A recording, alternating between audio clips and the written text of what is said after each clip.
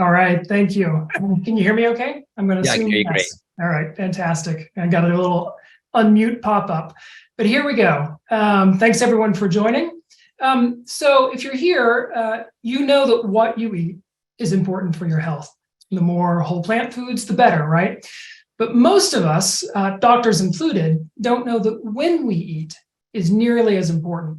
In fact, in just the last few years, scientists have discovered that when we eat and when we don't eat can almost certainly add years to or subtract years from our lives. And it can also help determine whether those years are healthy or diseased. I'm going to tell you today about three aspects of this research. The first two are about the two main types of fasting, broadly speaking. One of these main types of fasting is daily fasting, which is just fasting for a certain number of hours each day. The second kind of fasting is prolonged fasting, which is fasting for multiple days or even weeks. Now, usually when people speak of fasting for health, they're talking about fasting to heal or fend off somatic diseases of the body. And that's mostly what I'm going to talk about in these first two sections. But in the third section of my talk, I'm going to focus on fasting for mental and neurological health, which I believe has been has been too far neglected for far too long. Our friends at The Real Truth About Health have asked me to talk for an hour and a half with about a half hour for questions at the end. So that's what I'm going to aim for. I've never given a talk this long before, so it should be fun to see if my voice, which has been cracking a lot this week, holds up. Okay, so let's start with the latest science on daily fasting, which I found just astonishing as I researched my book, and which might just change how you eat for the rest of your life. Before I'm done with this section, I'm going to leave you with three big principles from scientists and fasting doctors about when to eat that you can use to be healthier. The first thing to know about daily fasting is that you are already doing it. You finish eating at night. For most people, it's night. You go to sleep and you break your fast the next morning at breakfast or with your first cup of coffee. The vital question that scientists have begun exploring in just the last, say, 5 or 10 years is this: how long or short should our overnight fast be if we want to be at our healthiest? And the answer that they've come back with just resoundingly is that we're healthier when our overnight fasts are longer. That's why so many people have started doing what are called 16-8 or 18-6 eating patterns, where you fast for 16 or 18 hours a day, and then you take all your calories in the other 8 hours or 6 hours of the day. Eating in a window like that is healthier because it gives our bodies more time to repair more of the parts of our cells that are forever getting damaged and breaking down. See, our bodies are these marvelous self-healing machines. They are constantly making repairs to damaged and broken parts that save us from disease. If our bodies didn't do that, not many of us would be here even just a few years from now. The problem is that our bodies usually make these repairs only at a very low rate. That's because our bodies are busy most of the time doing all the other things that make up our lives. One of those things, one that takes an enormous amount of time and energy, is digesting our food, sending the nutrients from that food to cells in every nook of our bodies, and putting those nutrients to work in trillions of cells. But when we stop eating for long enough, we give our bodies a break from that very heavy labor, and they take advantage of the rest while we're fasting to accelerate the repairs. The fixes that our bodies make during this accelerated repair period are pretty phenomenal. Our cells will patch up more of our miscopied or damaged DNA. They'll make more antioxidants to counter the oxidative assaults that we endure from free radicals all the time. They'll break down more of our worn out organelles, those little vital parts inside our cells. And then they'll send the broken down components from the organelles onward to become the building blocks of fresh new cellular parts. That's a process, as some of you know, that's called autophagy. Our bodies will also kill off more cells that are too far gone to be repaired in a process called apoptosis. And then when we refeed after our fasting period, our stem cells will replace those sacrificed cells with healthy new cells. All of these repairs and more not only save us from disease in the long run, but also yield immediate benefits. So when we fast, we have less body-wide inflammation. And systemic inflammation, we know, is the handmaid to so many awful diseases. If we have high blood pressure, it will decrease on a fast. If we're insensitive to insulin, which can lead to diabetes and other metabolic distress, we grow more sensitive to it when we fast. These wonderful repair mechanisms are not unique to us. 1 billion years of evolution have bestowed some version of them on nearly every creature on the planet. But although they've been around forever, which is why I called my book The Oldest Cure in the World, scientists are just now learning how to use them to our advantage. One of scientists' most important findings, one you'll want to know as you think about when to eat and when not to eat each day, is that our bodies don't start making these crucial repairs the moment we stop eating. It's not as though you swallow your last calories, whether they're carrot sticks or French fries, and 10 minutes later your body says, all right, now we're fasting, we're going to start making these repairs. It turns out that there's a metabolic cost to our bodies in making the switch from processing nutrients to making repairs, and the body doesn't want to change over to repair mode until it's sure we're done eating. It doesn't want to make that switch and pay that metabolic price and then an hour later have us stuff more food down our throats, again, no matter whether the food is broccoli or Big Macs, because if we do that, our body will have to switch out of repair mode and go back into nutrient processing mode, which exerts even more of a metabolic cost. So instead, what the body does is it waits. About 6 hours after we've eaten or drunk our last calories, the body makes the switch from nutrient processing to repairs. But even then, it acts like it's not very confident, and the repairs accelerate only slowly. They increase hour by hour until about 12 hours after our last calories, when the repairs go into a kind of overdrive. And the repairs keep increasing at a rapidly growing rate with every hour we fast beyond those 12 hours. Unfortunately, studies show that most of us are eating or drinking something caloric over 14 or even 15 hours a day. So that means most people are fasting for only 9 or 10 hours a night. Since it takes 6 hours to get into repair mode, they're getting just 3 or 4 hours of repairs each night, and they are never getting into that overdrive mode of repairs that starts at about 12 hours into a fast. That's why scientists encourage longer overnight fasts. They've found that our health improves starting with an overnight fast of at least 12 hours, and the benefits increase impressively with every hour we add to that 12. It makes sense, right? Someone who fasts for 16 hours a night is getting a full 10 hours in repair mode, 4 of those hours in overdrive repair mode. So that's the first big principle of daily fasting. We're healthier when we fast for at least 12 hours a night, and we get healthier still with even longer fasts of up to 18 hours, which would mean a daily eating window as short as 6 hours.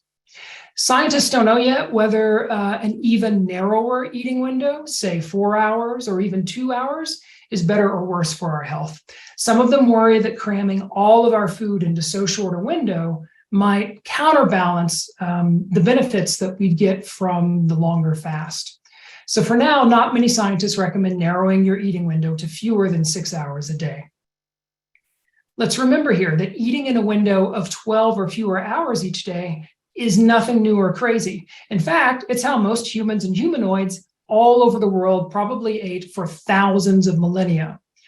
We can pretty confidently speculate that even before humans existed, our predecessor hominids ate almost entirely by daylight.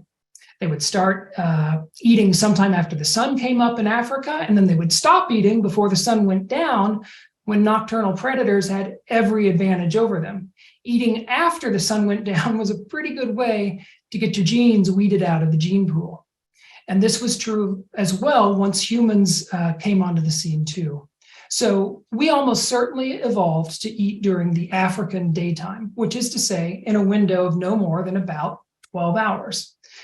Okay, here's another thing you need to know. Most of us today who practice this kind kind of time-restricted eating, as it's called, we do it by skipping breakfast. We wait to eat until maybe 11 a.m. or noon. We eat for 6 or 8 hours, and around 7 p.m. or so, we stop eating. That's certainly the way that I used to do it before I did the research on my book. But it turns out that eating all your food in the afternoon and evening isn't the healthiest way to eat. The new research suggests that the healthiest way to eat is to put your eating window in the morning and early afternoon.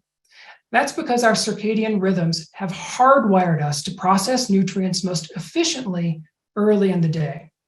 By mid-afternoon, those circadian rhythms will guarantee that our bodies start shutting down the nutrient processing machinery.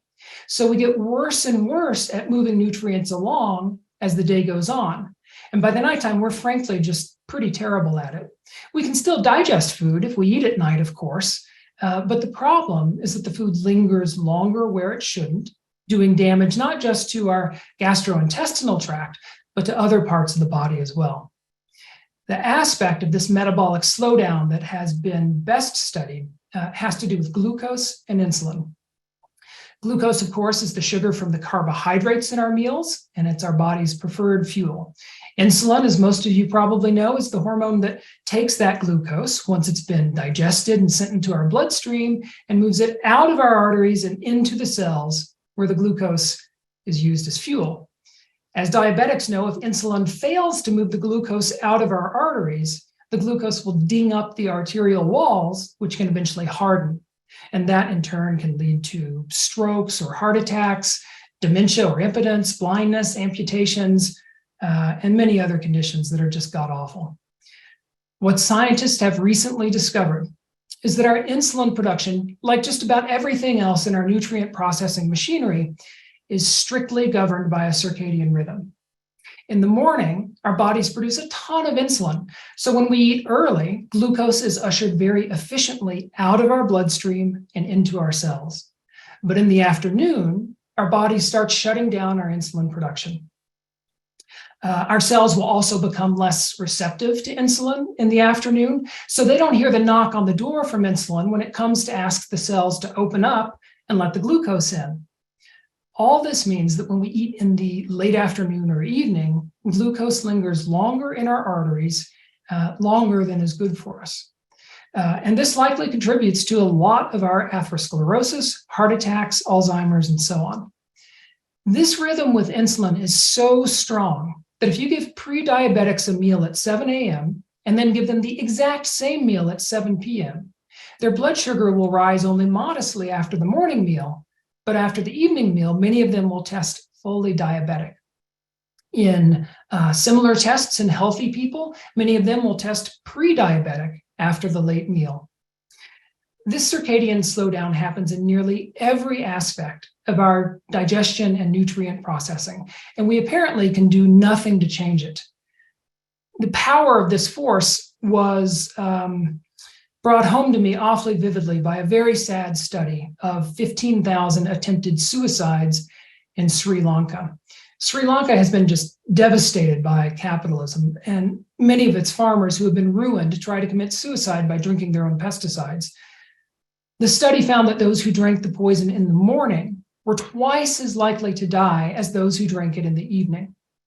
That seems to be because in the morning, their digestive systems had efficiently shuttled the poison all over their bodies.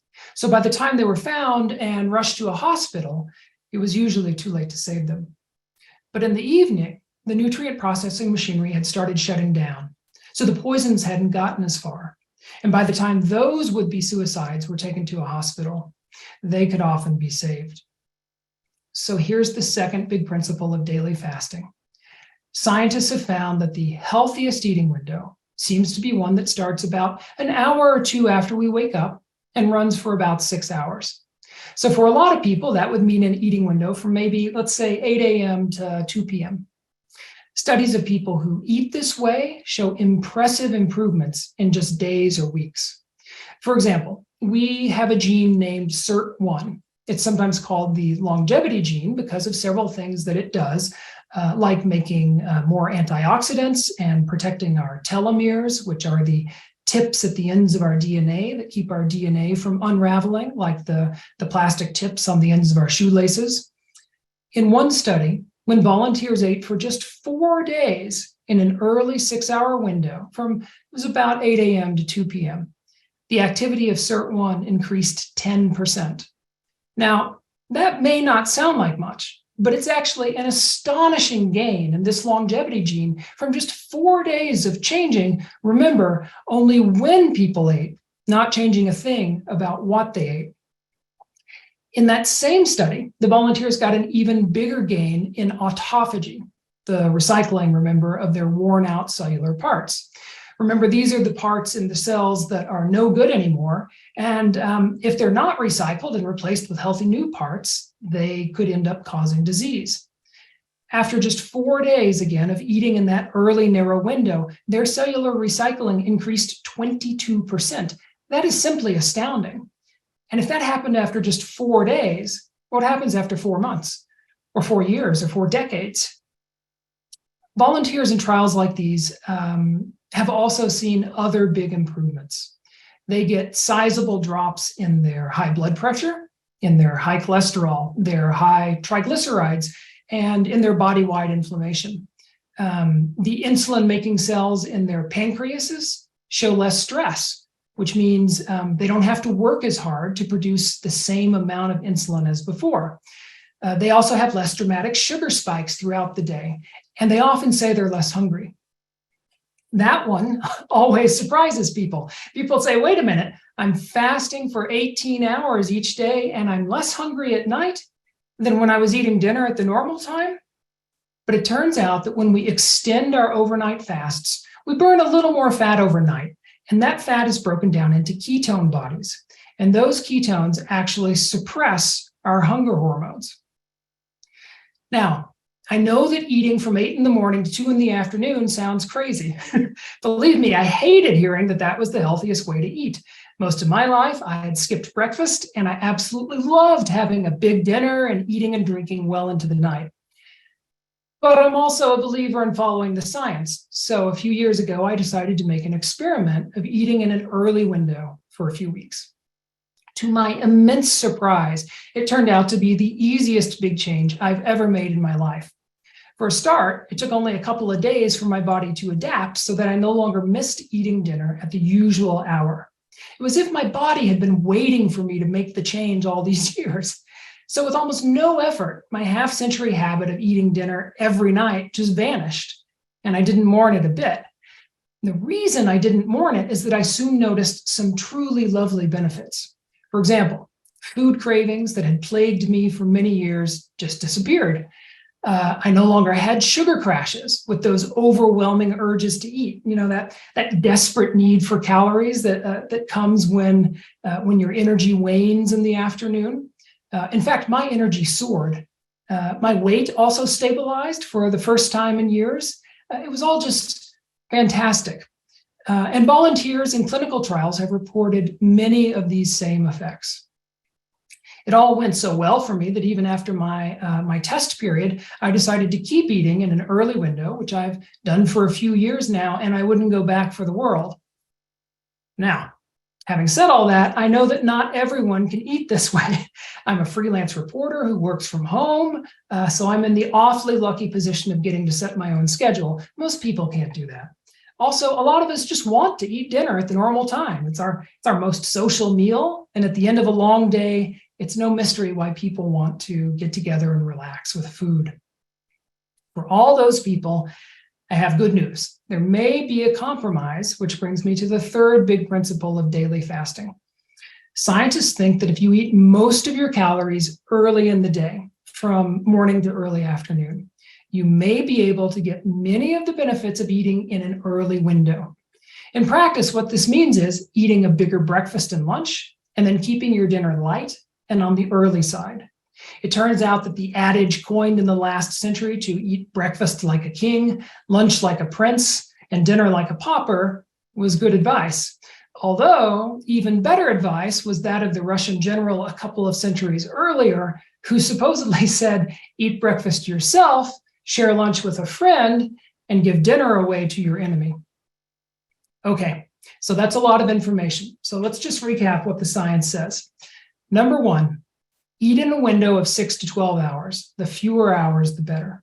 Number two, eat in a window that starts an hour or two after waking and that stops, if possible, by mid-afternoon. Number three, if you must eat dinner, keep it early and light. Breakfast like a king, lunch like a prince, dinner like a pauper. As you've gathered by now, I'm not really a PowerPoint kind of guy, but every so often I do find Luddite PowerPoint useful. So here's a slide, if you want to call it that, for anyone who wants to take a screenshot. I'll hold it here for just, there we go, a few seconds. And don't worry if you don't get it, I'll show it again a little later from now. All right. So how do you go about implementing these principles? Experts have noticed that some people can just immediately overhaul everything about when they eat. They chop their eating window in half, they move it earlier in the day, and they never look back. And if that's you, you already know who you are, and you probably don't need any more advice from me. But for everyone else, keep watching, because there is a way to make these changes gradually that seems to work. As a first step, just track your normal eating window for a few days. It'll vary a little from day to day, so just figure out the average time when you start eating each day and the average number of hours that you eat. Once you know roughly when and how many hours you're eating each day, set yourself an eating window that starts at the same time every morning and that runs for however many hours is normal for you. The consistency of the start time each day is apparently really important for helping sync your metabolism with your body's other important rhythms. You can vary that start time by half an hour or an hour from day to day, but scientists say not much more than that. Once you've got your window set, after a few days, simply shave an hour off the end of it and eat that way for a week. So for example, let's say you track yourself and you find you're eating across 14 hours a day. Okay, you set your eating window from, let's say, 7 a.m. to 9 p.m. You do that for a few days and then shave an hour off your window. So you're now eating in a 13-hour window that ends at 8 p.m. instead of 9 p.m. Do that for a week. If that feels okay, then next week, shave it down to a 12-hour window that ends at 7 p.m. Next week, shave off another hour and so on.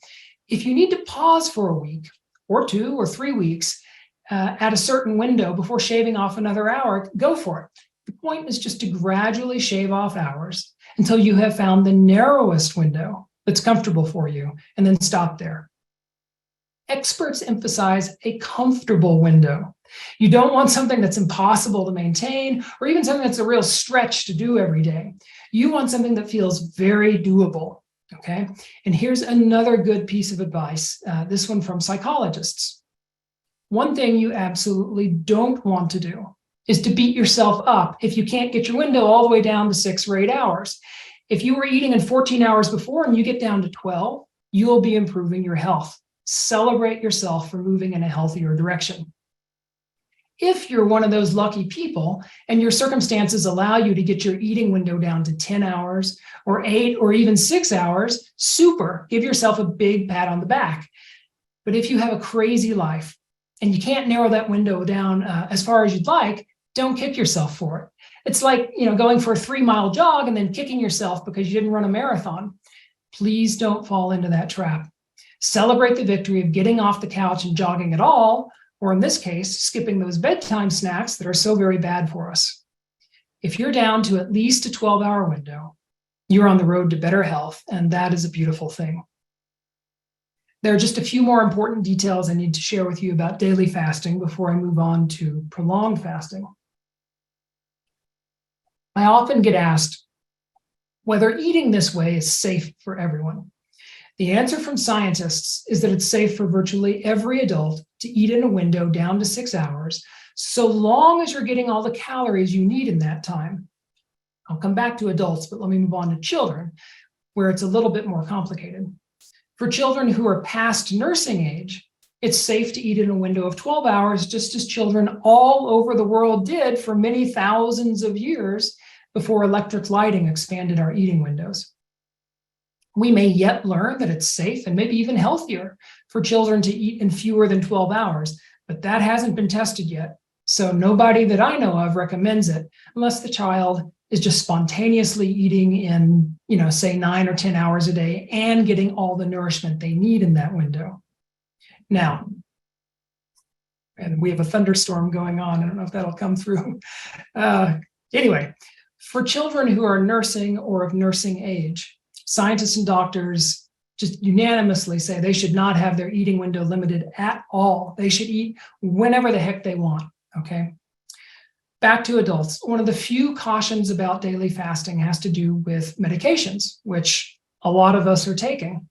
So if you're taking medicine, experts recommend that you talk to your doctor first to see if the timing of the medicine needs to be changed. For example, if you're on a high dose of insulin, taking it during your fasting period could make you hypoglycemic. So you may need to adjust the timing or the dose a little bit. But once you've got the timing and the dose right, experts say it's safe for nearly everybody to do a daily fast.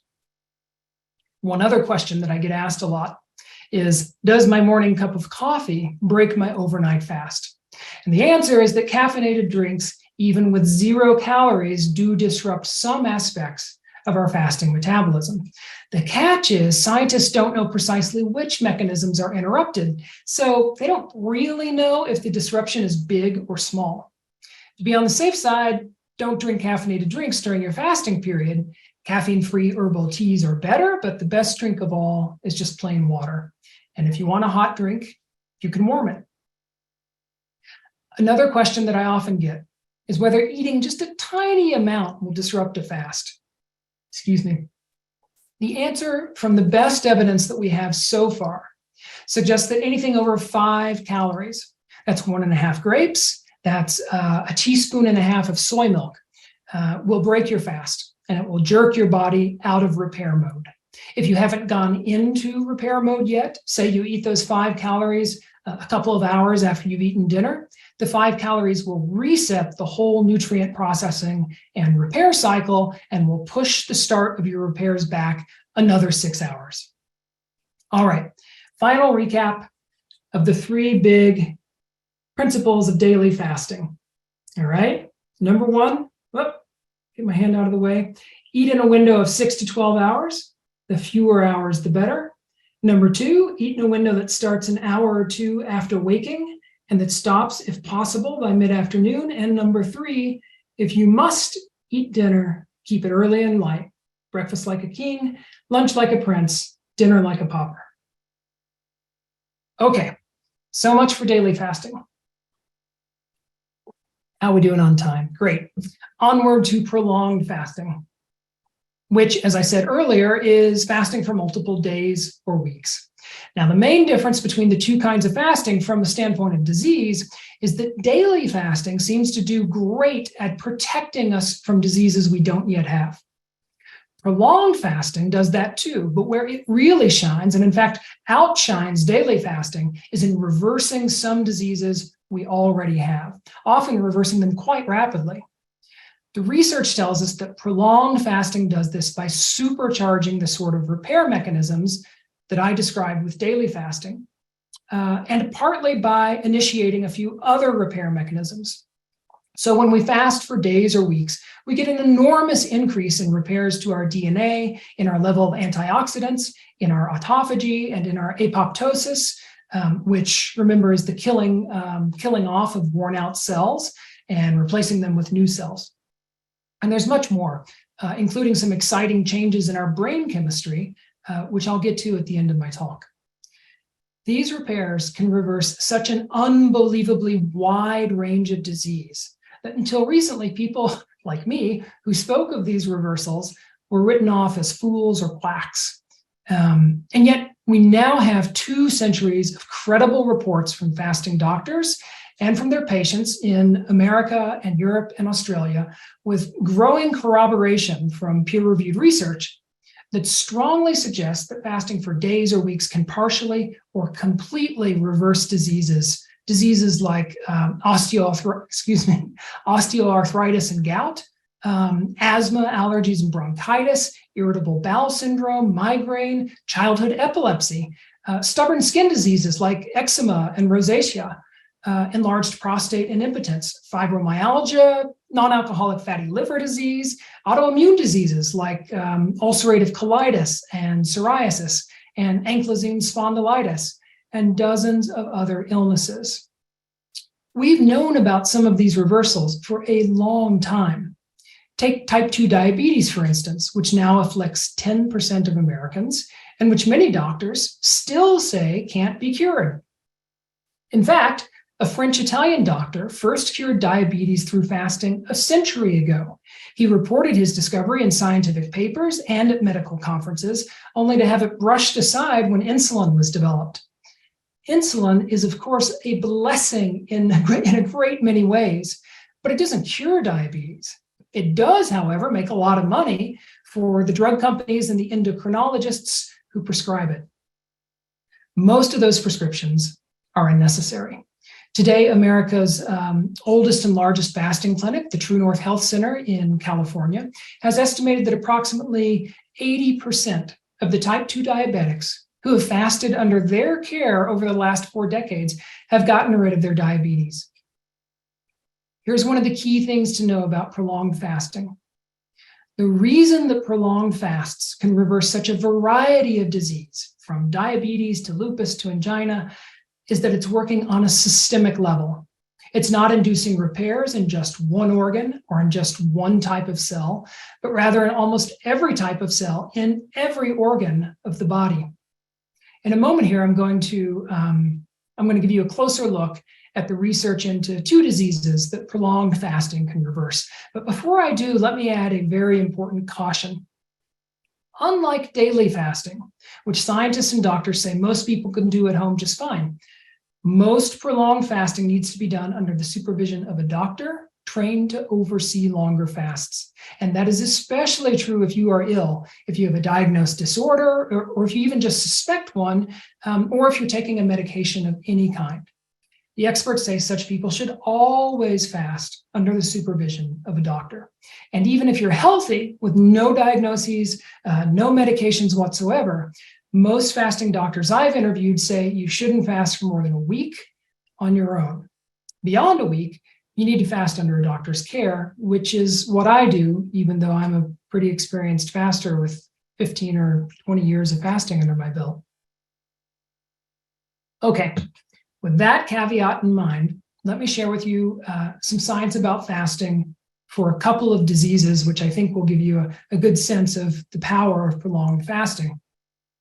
The first disease is one of our leading killers, high blood pressure. In the United States, nearly half of all adults either have high blood pressure, which is defined as a reading higher than 130/80, or would have high blood pressure if not for their medication keeping it down. But even among people taking medication for hypertension, 3 out of 4 of them still have the disease. That's just how bad the drugs are and how tough the disease is. And that's with this pretty generous definition of high blood pressure, 130/80, because in truth, anything above 110/70 increases your risk of heart disease and stroke. Every year, 500,000, let that one sink in, 500,000 Americans, this is just America alone we're talking about, are killed by hypertension, either outright or as a contributing cause of death. High blood pressure kills by making the heart work harder and by putting too much stress on our arterial walls, which makes them inflexible. The result is heart attacks, heart failure, aneurysms, strokes, plus a host of less immediately fatal conditions, but still awful, like dementia and kidney disease. Groups like the American Heart Association and the National Kidney Foundation, they say, and this is a quote from the Heart Association's website, high blood pressure cannot be cured, but it can be managed. Well, they're just plain wrong. For more than 100 years, a few scientists have observed that when you take away the food of someone who has high blood pressure, their blood pressure begins to drop. And as their fast continues, the pressure keeps dropping until it reaches a healthy level and then flattens out.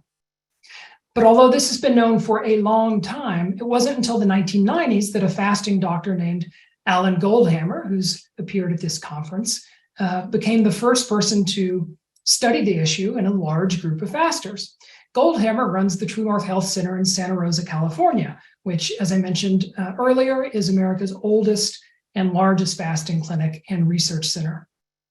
For his first study, Goldhammer got the help of T. Colin Campbell, who many of you surely know, the renowned professor at Columbia who's famous for writing the best-selling book, The China Study. Together, they looked at 174 of Goldhammer's patients who came to True North with high blood pressure and fasted for an average of a week and a half on nothing but water.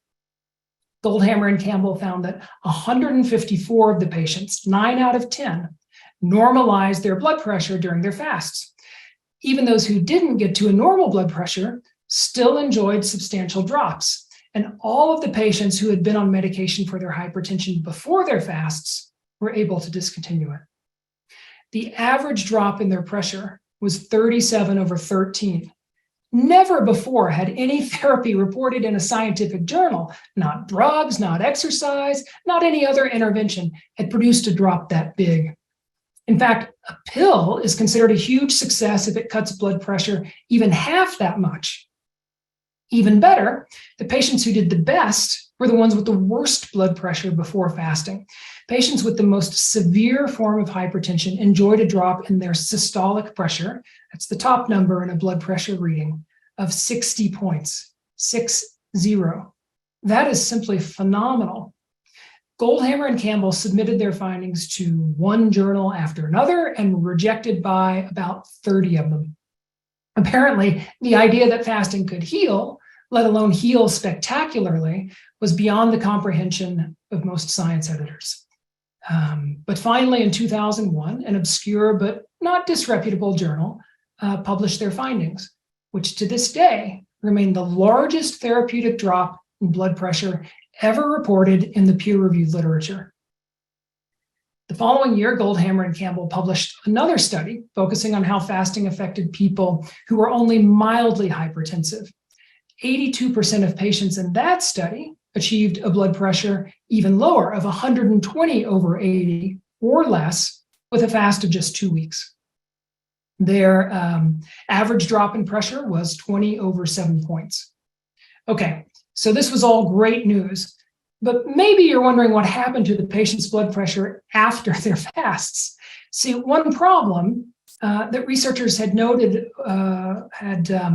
over the previous century was that as soon as a faster started eating again, her blood pressure went back up.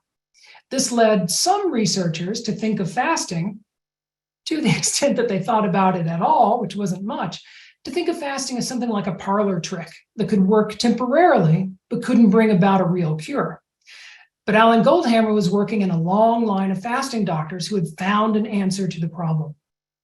When those doctors fasted people and their diseases went away, not just high blood pressure, but whatever disease, they had asked the obvious question, which is this: if the disease goes away when we take the food away, isn't it possible that something in the food was contributing to, or maybe even causing the disease?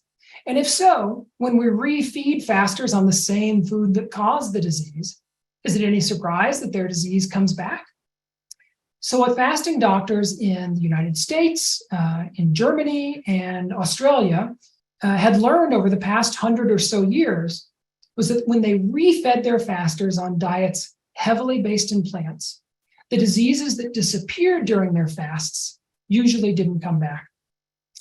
Goldhammer looked at these kind of clinical observations, as well as the growing mass of science on plant nutrition, and he concluded, correctly, I believe, that the healthiest diet is a vegan diet of minimally processed plants that's also free of added salt, oil, and sugar, what he calls an SOS-free diet of whole plants. Not coincidentally, his co-author, T. Colin Campbell, found the same thing in his research that was the basis of his book, The China Study. So Goldhammer refed the blood pressure patients at his clinic, like all the other patients, on his SOS-free whole plant diet, and he urged them to keep eating it when they went back home. Among the 42 volunteers in Goldhammer and Campbell's first study, who took part in a follow-up 6 months after their fasts, the average blood pressure at that follow-up had hardly risen a jot. And the people who did the best seemed to be the ones who stuck closest to Goldhammer's unprocessed vegan diet. So to all appearances, fasting, followed by a diet of whole plants, had cured them of their blood pressure, their high blood pressure. So, I find this entirely astonishing. I would have to admit, however, that there was one big drawback to Goldhammer and Campbell's studies. They weren't randomized controlled trials. So to prove conclusively in scientific eyes that fasting was behind their cure, the cure of these patients, we'd need a trial that compared the blood pressure in Goldhammer's fasters to the blood pressure of a control group who also spent a couple of weeks at an inpatient clinic but didn't fast. Even so, we can be 99.9% sure that it was fasting that caused their drop in blood pressure. How? Because virtually everyone who fasts for days or weeks does in fact see a drop in blood pressure, just as everyone who fasts for days or weeks loses weight. It's just that universal. In any case, Goldhammer and Campbell's two studies were just the kind of solid preliminary research that should have led to better funded, more rigorous studies, including randomized controlled trials. At least they should have if we funded medical research based on what's best for the patient, rather than what's best for drug and medical device companies. Trouble is, of course, the drug and device companies that control most of the funding for clinical trials can't make billions or even millions of dollars from just telling people not to eat. And low-cost fasting clinics like True North, where the treatment consists of little more than monitoring people a couple of times a day as they lounge around and do nothing, they don't make the kinds of profits that would allow them to undertake big randomized control trials. So there haven't been any. Furthermore, fasting clinics have almost no money to advertise the discoveries they do make. So in the 2 decades since Goldhammer and Campbell reported their probable cure for high blood pressure, it has remained all but unknown. You might think that advocacy groups like the National Kidney Foundation, the American Heart Association would be all over this remedy, but they aren't. It makes you wonder, when the Heart Association says high blood pressure cannot be cured, but it can be managed, is it just a coincidence that the Heart Association takes millions of dollars, 44 million in a recent year, from the drug and medical companies that profit from managing hypertension? On a happier note, after 3 decades in practice, Goldhammer at last got the funds to start his own small research foundation. And in the last several years, his team at True North has undertaken several more fasting studies, including one that revisited the blood pressure question. This time with the help of a researcher from the Mayo Clinic, which speaks to the increase in prestige for fasting of late. The True North Foundation published the results of this study last year, which reaffirmed what Goldhammer and Campbell had shown 20 years before. In this case, in a group of volunteers who fasted for 17 days, the average systolic blood pressure dropped from a borderline high of 130 to 119, and their pressure continued to fall slightly to 117 as the volunteers refed on the SOS-free whole plant diet. Again, though, this was a preliminary study, so we still await the randomized control trials that would 100% prove or disprove that fasting cures hypertension. All that said, if you or someone you care about has high blood pressure, you don't have to wait to do something about it. For a start, we also know that simply switching to a whole plant diet, even without fasting, can lower your blood pressure. So that's a first step that you can do at home. But diet-induced change is a slower process. And if you want to get rid of your high blood pressure more quickly, fasting at a clinic will almost certainly help. And unlike with hypertension meds, we know from multiple trials that prolonged fasting under medical supervision has almost no risk of serious complications. Let me again emphasize, however, under medical supervision. On a prolonged fast, your body is doing a lot of hard work, and someone knowledgeable needs to check through physical exams, through blood tests, through urine tests, to make sure that your organs are all up to the job. It's uncommon for things to go wrong on a prolonged fast, but it does sometimes happen. So if you have a doctor there who's checking you and finds something off, they'll make an adjustment or have you break your fast until your body recovers. But without a doctor checking you, you could fast your way into trouble, completely unaware that your fast is damaging your organs, which you may not find out till it's too late. A few people have even died from unsupervised fasts. So prolonged fasting shouldn't be taken lightly. Okay, so that's fasting for high blood pressure. Before I move on, let me address a question.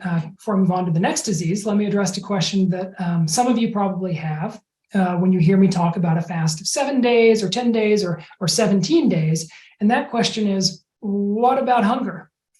If you've never fasted before, you may be thinking, oh God, I could never do that. The hunger would just drive me insane. Here's the secret.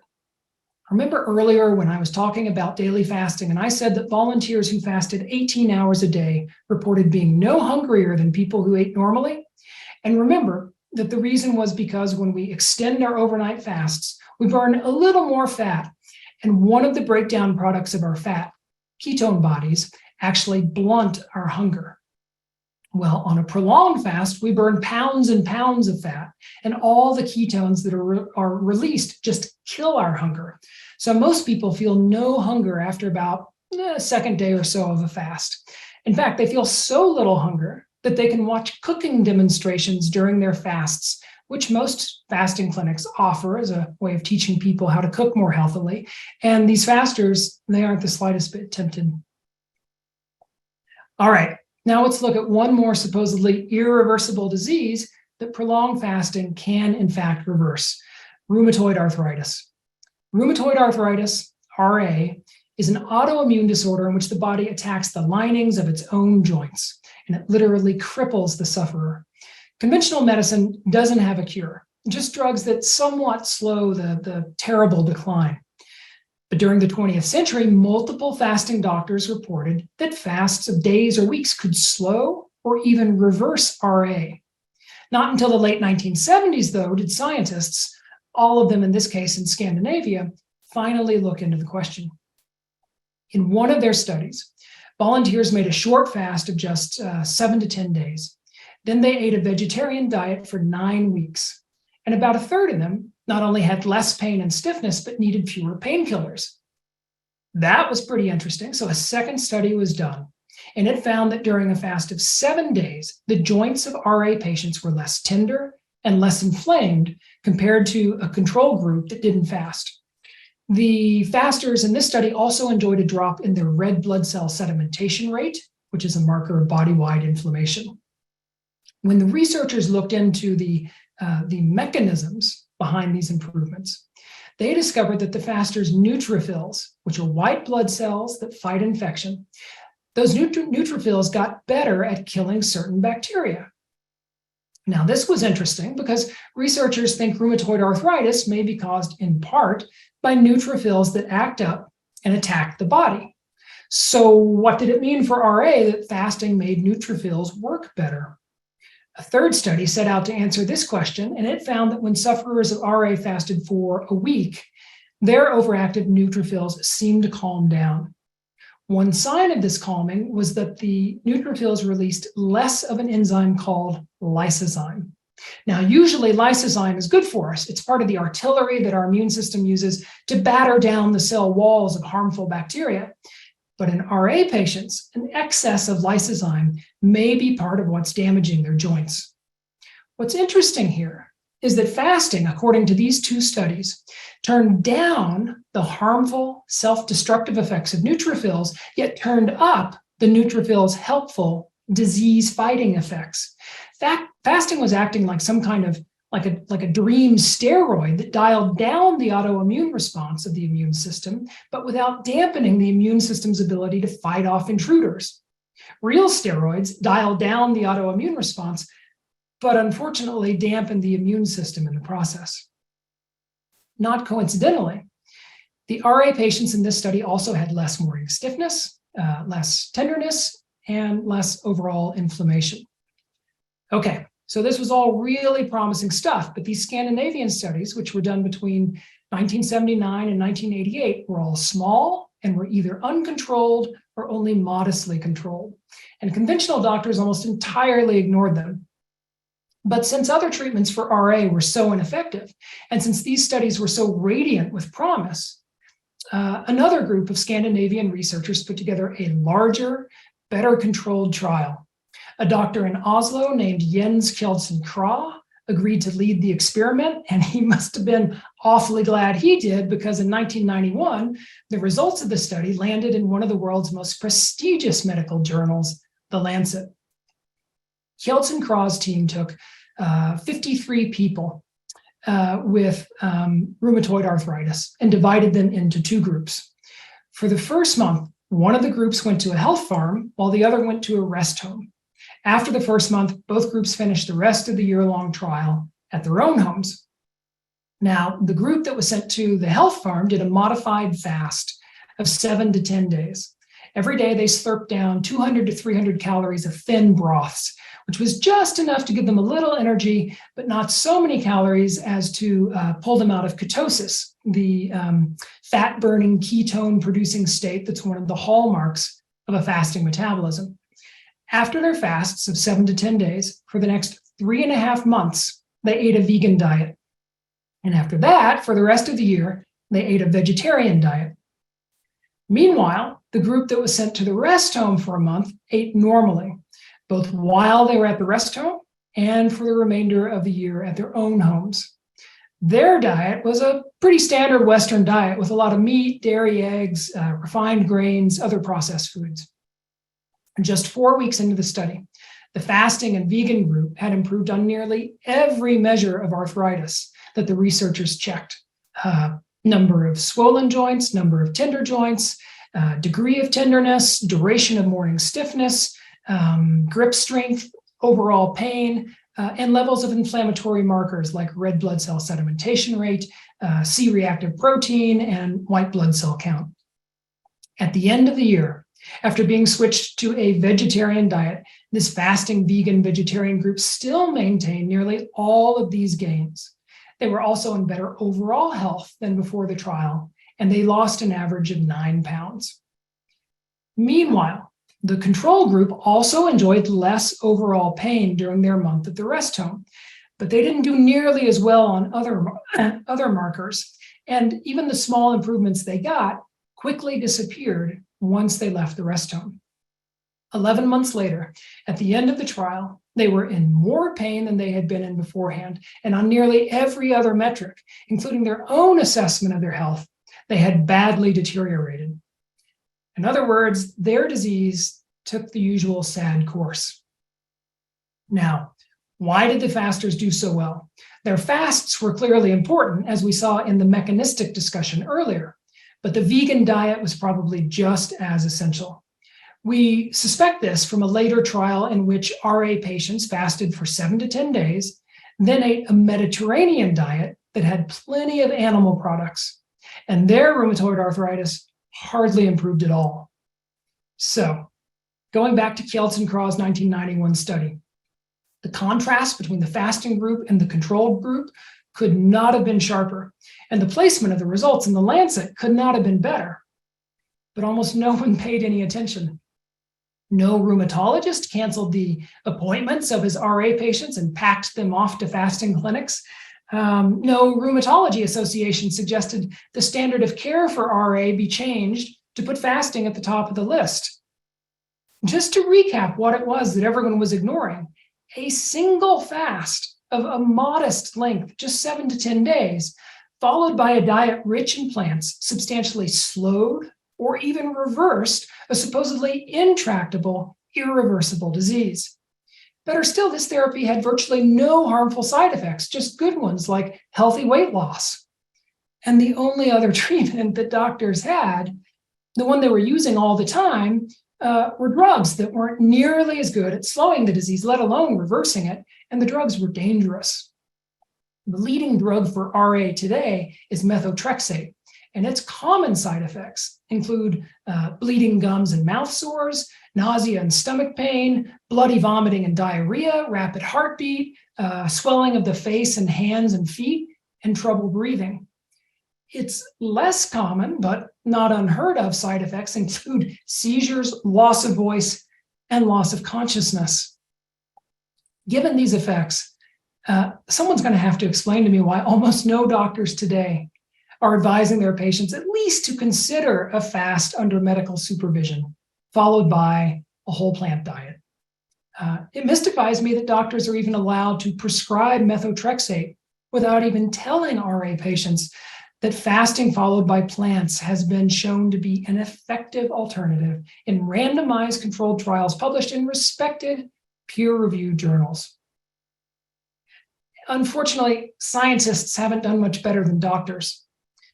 In the 3 decades since Kelsen-Krause's Lancet study, only one study that I'm aware of, and was published just last year, has tried to replicate its results. And it wasn't a good effort. I'm guessing that the research didn't have much funding because rather than sending their volunteers to a health farm or a rest home for the first month, as in Kelsen-Krause's study, the researchers asked the volunteers to do everything on their own at home. Also, the study lasted just 3 months, not a year.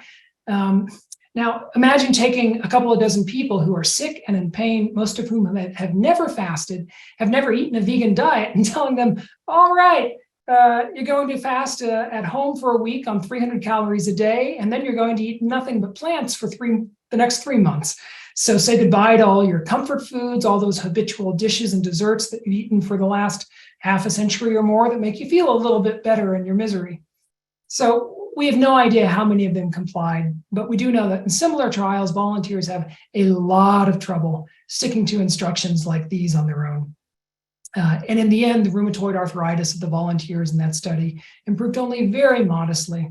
So I don't think I'm going out on a limb when I speculate that a lot of them probably weren't following the study's protocol. And I'm not speculating at all when I say that in any event, the design of this clinical trial is just plain shoddy. So scientists haven't done even the very basic work of trying to replicate Kelsen-Krause's experiment to confirm or disprove his results. And no researcher has gone farther than that and tried to test the obvious follow-up questions, like if a single fast of just 7 to 10 days followed by a vegan diet seems to do this much good, what might a fast of 7 to 10 days every 3 months do? Or how about a longer fast, say 14 days or 28 or even 40 days, the kind of extended medically supervised fast that fasting doctors have been using for more than a century to reverse all kinds of disorders, including autoimmune diseases like RA. But it's not all bad news.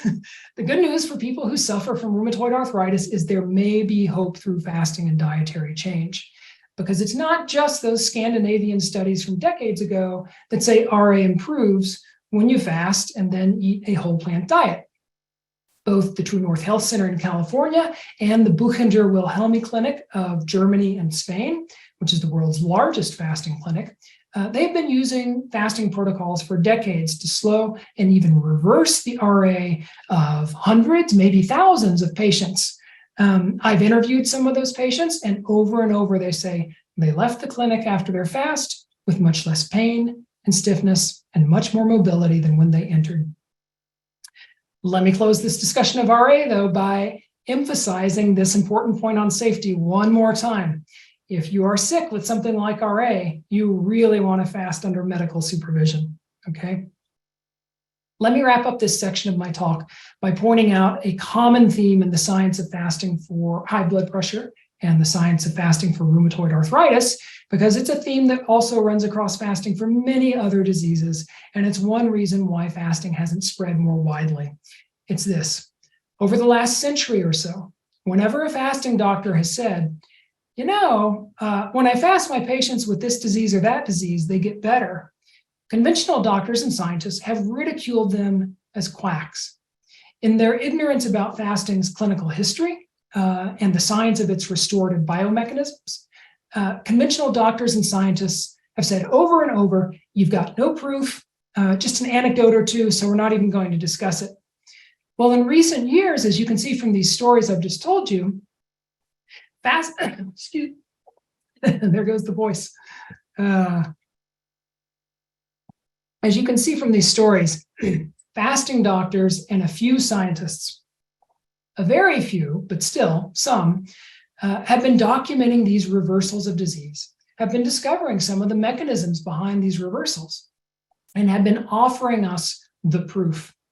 In some cases, they've even gotten the proof published in very prestigious journals like The Lancet. But guess what? It hasn't mattered. The vast majority of doctors and scientists today continue to reject as preposterous the idea that prolonged fasting can heal. Because the sad fact is that although every doctor you meet will claim to practice evidence-based medicine, and every scientist will claim to look at evidence dispassionately, the majority of them simply refuse to examine the mountain of evidence that shows prolonged fasting can reverse disease. It's a deeply unscientific bias, it's profoundly ugly, and it is literally killing people. One reason that I wrote The Oldest Cure in the World was to lay out the pile of evidence so that anyone, doctors and scientists included, who cared to look at the facts dispassionately could do so. But it's the rare doctor or scientist I've come across who will, and I don't expect that to change anytime soon. I don't have time right now to go into why doctors and scientists are so biased against fasting, but I'd be happy to discuss it in the Q&A if anyone wants to pursue it. Okay, the last thing I want to share with you is about fasting for mental and neurological health. And for this, I'm going to tell you a little of my own story. I first started fasting about 20 years ago, and I did so for fasting's somatic benefits, that is, benefits to the body. Partly, I was impressed with the research that showed that fasting made lab animals live twice, well, nearly twice as long in the best cases. The effect on longevity impressed me hugely. Partly also, I just wanted to lose some weight. I've since come to realize that fasting can be a useful adjunct to weight loss, but it's not enough by itself.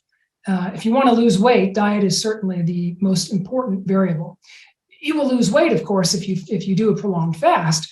But if you just go back to eating the unhealthy diet that gave you the excess weight in the first place, as I did for many years, you'll just put the weight back on. Anyway, it never occurred to me to try to use fasting to improve my mental or neurological health, just my physical health. And mostly that's because there was almost nothing in the literature of fasting that suggested it could improve psychiatric health, at least not beyond, just kind of making you a little calmer and maybe a bit more contemplative, which religious fasters have known for millennia. The lack of information about fasting for mental health was a real shame in my case, because I really could have used it. And that's because in my early 20s, I was a psychological train wreck. I became clinically depressed soon after leaving college, and for decades, I didn't find a cure. Fortunately, or somewhat fortunately, my depression was kept in check by drugs, Prozac, Paxil, Wellbutrin, on and on. But there were two big problems with the drugs. One was that they didn't cure the depression. They just managed the symptoms. And because of that, the second problem was that they always stopped working after a time. I would inevitably crash, become deeply depressed, and my psychiatrists and I would have to scramble to find another drug that would work for a few more years. As the decades went by, these crashes grew deeper and deeper to the point where I was nearly suicidal. And even in the good times, my mood grew more and more unstable, and I became more and more fragile. I also gradually developed a handful of other psychiatric and neurological disorders. I will spare you most of them, but I'll tell you about one that started with an overwhelming fatigue, which at first I didn't think much of. But over the years, it came more and more often. Some days I would sit down to write, and within an hour, my mind would fog over, and the rest of the day would be a running battle with exhaustion. Weirdly, when I tried to nap, I could rarely sleep. And when I did sleep, I woke up totally unrefreshed. Sometimes the fatigue was so overwhelming that I just simply had to abandon writing for days or even weeks. I was constantly irritable with my wife and son. I couldn't contribute much around the house. I was a pretty lousy friend, just utterly undependable. Eventually, I was diagnosed with a rare neurological disorder called idiopathic hypersomnia, although that wasn't much of a diagnosis. Hypersomnia just means you're tired all the time, which I already knew, and idiopathic means scientists and doctors have no clue why you have the disease, and they certainly have no cure. But even though the disorder isn't well defined, it's a severe disease. Some poor people with idiopathic hypersomnia sleep 12, 16, even 20 hours a day, and they don't wake up refreshed. So nearly every waking hour, they're stumbling around feeling what the rest of us feel in those few moments right before sleep, those moments when you can barely keep your eyelids open. My hypersomnia wasn't usually that bad, but it was plenty bad enough, and it was getting worse by the year. The only thing my doctors could give me to treat it were stimulants, which were basically legal amphetamines. Those did keep me awake, but they made me even more irritable, as well as jittery and anxious. They also wrecked my sleep, which made me even more dependent upon the stimulants. So for years, I got up each morning and I had to choose between the poison of the disease and the poison of the drug. It was just awful. Given all this, it was no surprise that in my 40s, I'm 52 now, my memory began to fail. I'm pretty sure I was experiencing the very beginning of what doctors call mild cognitive impairment, which is often the first diagnosable step toward dementia. Despite the name, it's anything but mild. It's just called that because it's milder than dementia. Eventually, I got to the point where I was utterly unable to research or write. My career ground to a halt, and I was a disaster in a dozen different ways. What saved me was a bit of good luck that came in an unlikely disguise. Over the holidays at the end of 2018, I put on some weight, and the following January, I fasted to help get the weight off. I had zero intention of fasting for mental or neurological well-being. I just wanted to undo my gluttony.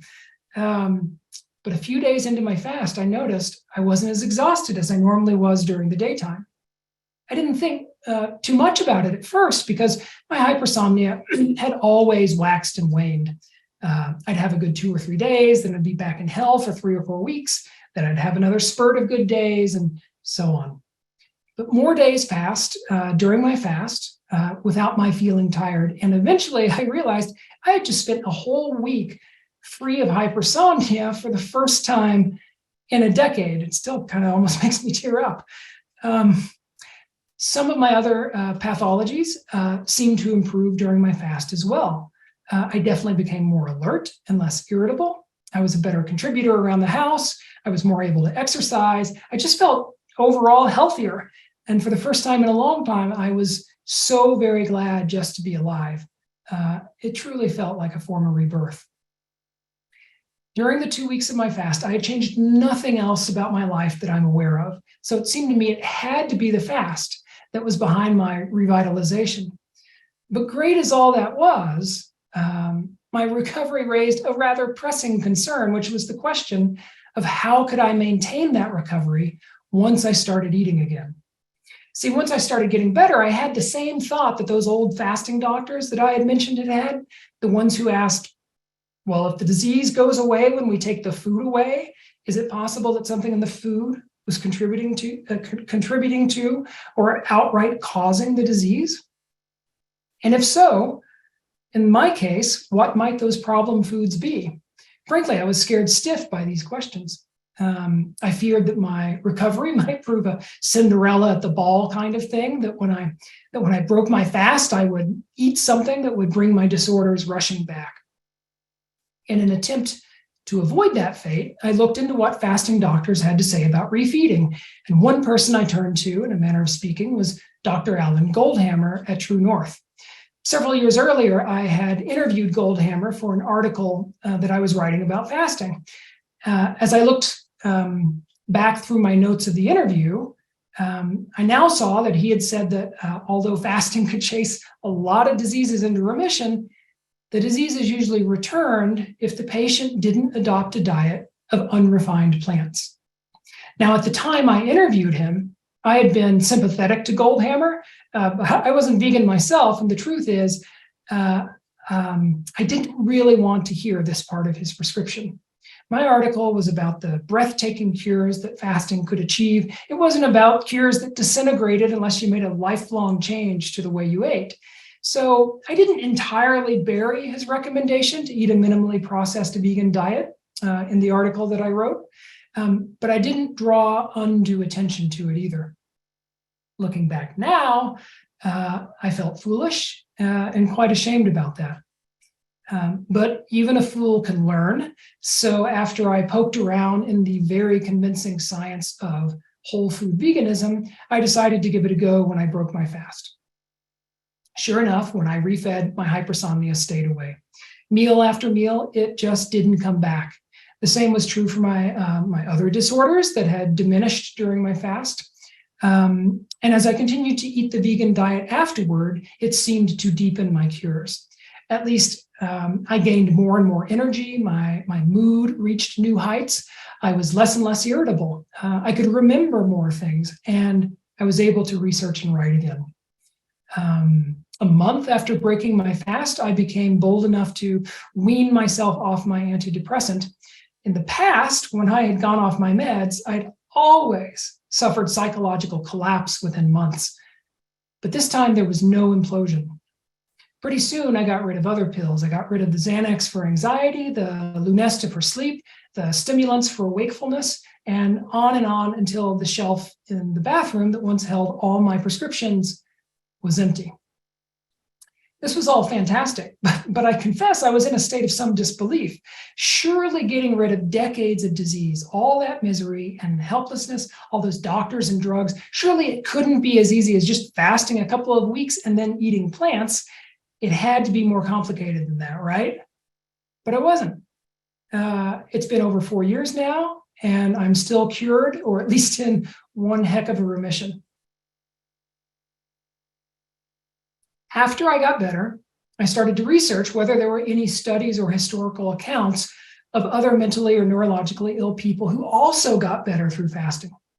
There were virtually no peer-reviewed studies, but the historical record of the last 2-3 centuries did turn out to have several stories of people who claimed, anyway, to have used prolonged fasting, often for multiple weeks, to reverse psychiatric diseases. These included severe depression and some forms of what 100 or so years ago was usually just called insanity or madness. Most of these were isolated cases, the odd case here or there in a madhouse or possibly at home. But there was one big exception, and that was the work of a Russian psychiatrist named Yuri Nikolaev, who I ended up writing a chapter about in my book.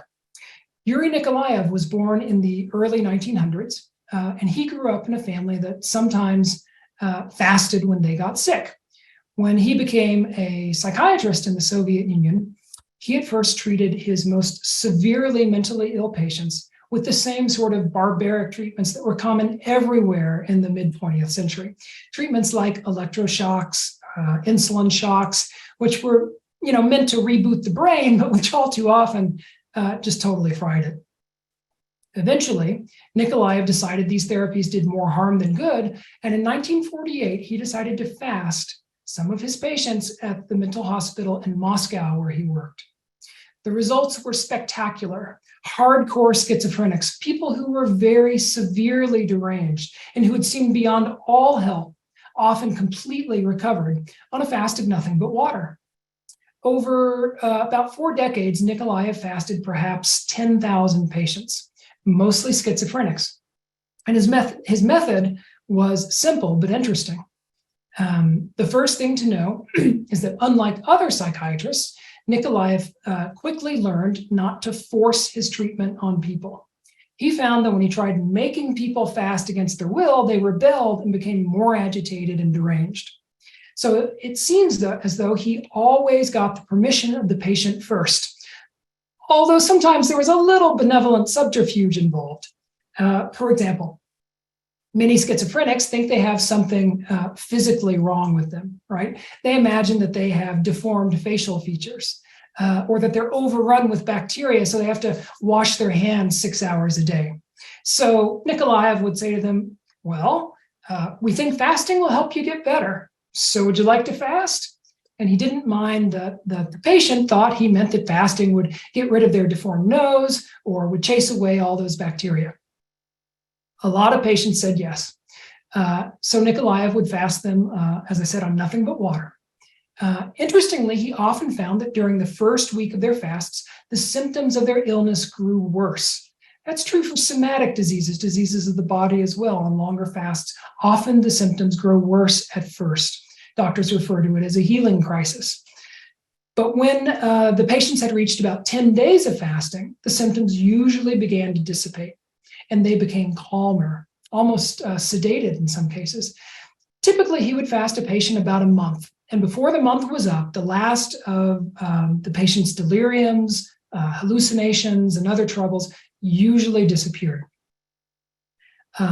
Like most other fasting doctors of the last century, Nikolaev refed his patients on a vegetarian diet.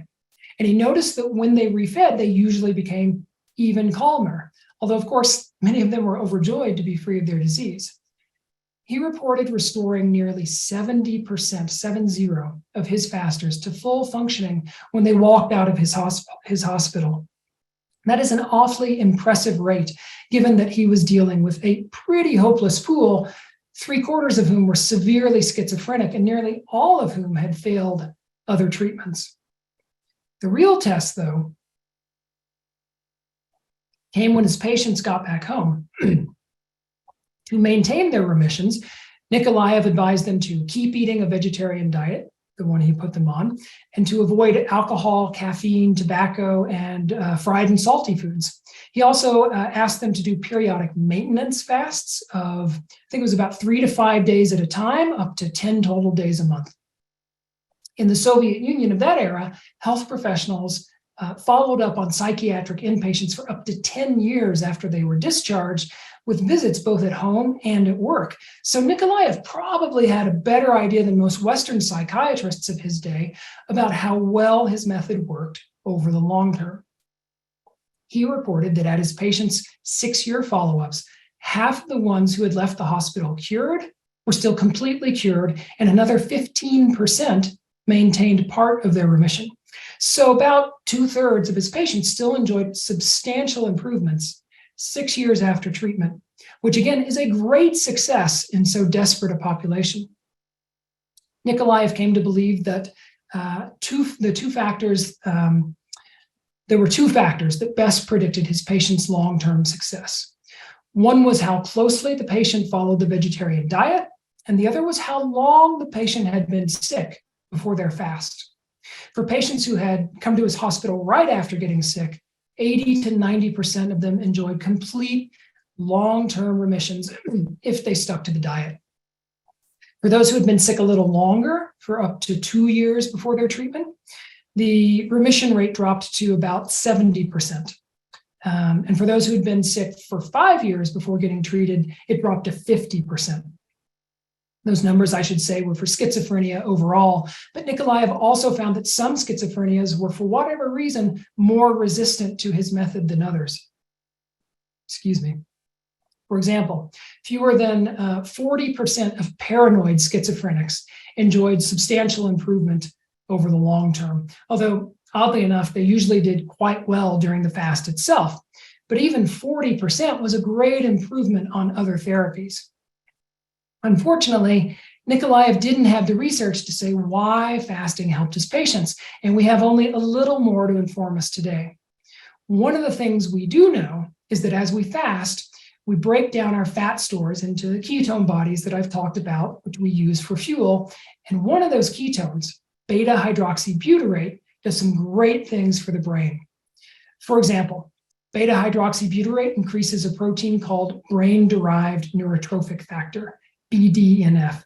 BDNF is important because it grows new neurons, it maintains existing neurons, and it forms new synapses between neurons, all of which makes our brains work better. Fasting also increases the amount of feel-good hormones in the brain, hormones like endorphins, and it increases our what might be called feel-good neurotransmitters like serotonin and endocannabinoids, which are your body's own cannabis. Scientists have a long way to go to tease out all the ways that fasting improves the human brain. But studies of other animals give us a good idea of what might be going on in our brains when we fast. We know, for example, that animals who fast have sharper memory and higher cognitive function, meaning they learn better. Brain traumas like concussions heal more quickly in fasted animals. And fasted animals have better resistance to some of our worst neurodegenerative diseases like Parkinson's disease and Huntington's disease. Fasting also improves neurological function beyond the brain. For example, when mice with multiple sclerosis are fasted, they have less nerve damage and better motor and mental function. In one study, 20% of mice had their multiple sclerosis entirely reversed when they fasted. That's worth repeating. Fasting seems to have completely cured some of these mice of their MS, which till now has been considered an incurable disease. Now, you may have noticed that most of these improvements in the animal studies I've mentioned don't necessarily bear on psychiatric health. They're more about general brain health. But I mention them because we just don't have much research on fasting for psychiatric health. And yet these studies make clear that fasting has positive, far-reaching effects on many aspects of the brain and neurological system. So we shouldn't be surprised when we hear of clinical reports from people like Yuri Nikolaev saying, hey, fasting can reverse mental illness. One of the very few studies that we do have that look directly at fasting for psychiatric health was one in mice. The mice in this study were split into two groups, one of which did daily fasting, eating in a couple of hours each day, and the other of which ate whenever they wanted, which turned out to be across most of their waking hours, about like modern humans do. The mice were tested every so often in what's called an elevated plus maze, which isn't really a maze at all. It's a platform in the shape of a plus sign, so like a cross that's 2 feet off the ground. Two of the arms of the cross are lined with guardrails, and the other two are open to the drop. Anxious mice will spend more time in the safety of the railed arms, while calm mice will venture into the unrailed arms. When mice are young, they're pretty fearless. And in this study, the young mice spent plenty of time in the open arms, whether they did daily fasting or ate freely. But as mice age, they become more anxious. And when the free-eating mice grew old, they spent much more time cowering behind the guardrails. The fasters, on the other hand, spent only a bit more time there. So it appears that their fasting made them less anxious. A similar study in rhesus monkeys showed pretty much the same thing. In their old age, the monkeys were subjected to what scientists call aversive contexts. So those are things like being put in restraints or being placed alone in a new cage in an unfamiliar place. Now, the monkeys who ate normally freaked out under the stress, but the monkeys who fasted for much of their lives remained fairly calm. And MRIs showed that parts of the monkeys' brains that were involved in emotional regulation, the prefrontal cortex, the hippocampus, the amygdala, the hypothalamus, those parts were larger and denser in the fasters than in the normal eaters, possibly because over the course of their lives, the fasters made less of the stress hormone cortisol, which can shrink those parts of the brain. So that's pretty much what we know about fasting in the brain. It's extremely promising, but it leaves us a very long way from understanding all that was going on in the brains of Yuri Nikolaev's patients or in people like me. But although we're short on bench science, we're not short on clinical results. It's just as clear as can be from Nikolaev's thousands of successes and from many anecdotes like mine that fasting can improve our psychological and neurological well-being, and in some cases can entirely reverse deep-seated mental and neurological illness. Unfortunately, no doctors have built on Nikolaev's success. After the fall of the Soviet Union in 1991, psychiatric fasting fell out of favor in Russia, and it all but disappeared. Only one psychiatrist in the West, a fellow named Alan Kott, who practiced in New York City in the 1970s, even just one person, just him, tried to implement Nikolaev's protocol. Kott fasted dozens of patients at a private psychiatric hospital, and he reported success rates pretty similar to Nikolaev's. But his superiors eventually shut him down. They knew almost nothing about prolonged fasting, and they thought that even medically supervised fasts were too dangerous, even though he was getting such excellent results. So that was that. Scientists obviously have a lot of work to do to figure out what's going on in the fasting brain, but doctors don't need to wait for more research to help people. We have known for 3/4 of a century how to safely fast and heal many psychiatric patients. What's needed now are more Yuri Nikolaevs to fast them. I went through half a lifetime of grief because I didn't have a Nikolaev in my life. And the same is true right now for who knows how many other mentally and neurologically ill people. The good news today is that they or their loved ones can at least investigate whether making a prolonged fast under supervision at a fasting clinic might help them with their disease. But what I would really like to see is a few doctors somewhere of whatever nationality taking a look at Nikolaev's work and at the other available evidence and deciding that their careers are better spent picking up where Nikolaev left off instead of just prescribing more pills that only mask their patients' symptoms without freeing them of their disease. I'll say again, we had the knowledge to heal at least some mentally and neurologically ill people through fasting. All that we lack now is doctors with the courage to use that knowledge. So that's the end of my talk. If you're still with me after 93 minutes, you made it. Congratulations. Many thanks for listening, and be delighted to take your questions. Great. Thank you so much, Steve. That was a very enlightening presentation, and luckily your voice held up for the presentation. So now we are going to begin our live Q&A session.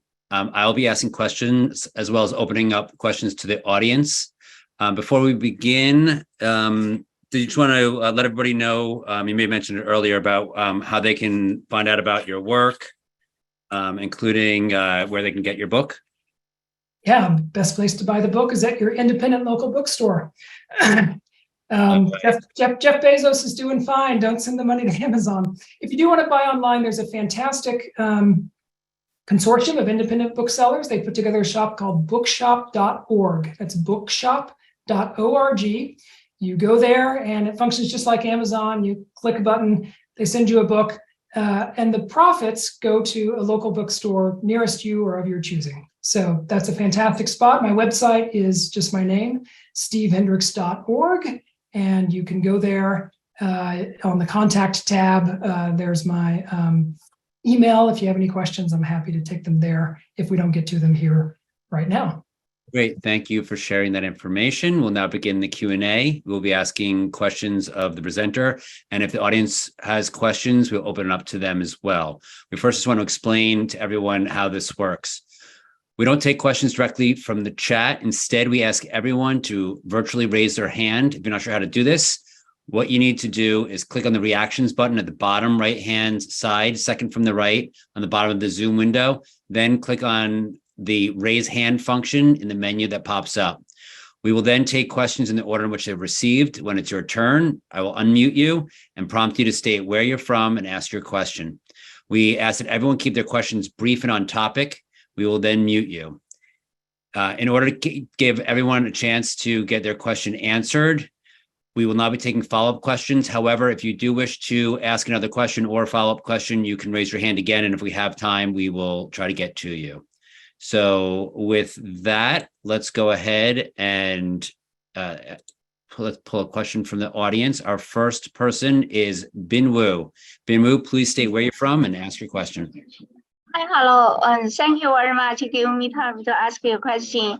And this topic is very interesting. That I think this fasting is a medicine. Is a big, has a great power. My question is, how long can patient do the fasting to increase the immune system? How long, usually, how many days? So, going back to the two kinds of fasting, the daily fasting, every single day of your life, it's just the way one eats. It's the way, humans for many, many, many millennia ate. They, did not eat at night.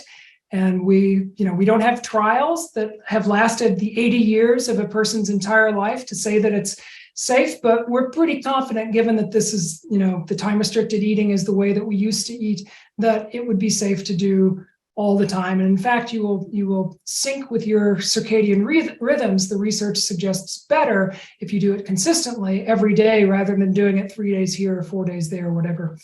As for the prolonged fasting, the longest prolonged fast on record is 382 days.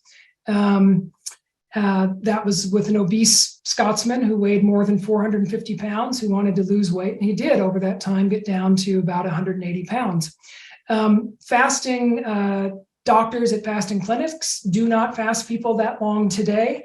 Most fasting clinics will not fast people for longer than 40 days. The research that we have is scant on, I think part of your question was how long in order to increase some of these health benefits. We can't really say, because the research isn't good enough yet, if you fast for 20 days, you get twice as much reduction in inflammation or something as you do if you fast 10 days. And if you fast 40 days, you get, twice as much as if you're fasting 20 days. We just don't have anything that we can put a real finger on it. What we do know is that the longer you fast, the more healing tends to happen. It tends to be the people who have these very severe diseases like rheumatoid arthritis or fibromyalgia or ankylosing spondylitis or whatever it is. They tend to see results with longer fasts rather than shorter fasts. Again, always under medical supervision.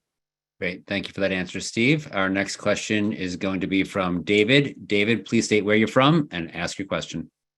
Hi, I'm David from Massachusetts. It was very fascinating lecture. Thank you so much.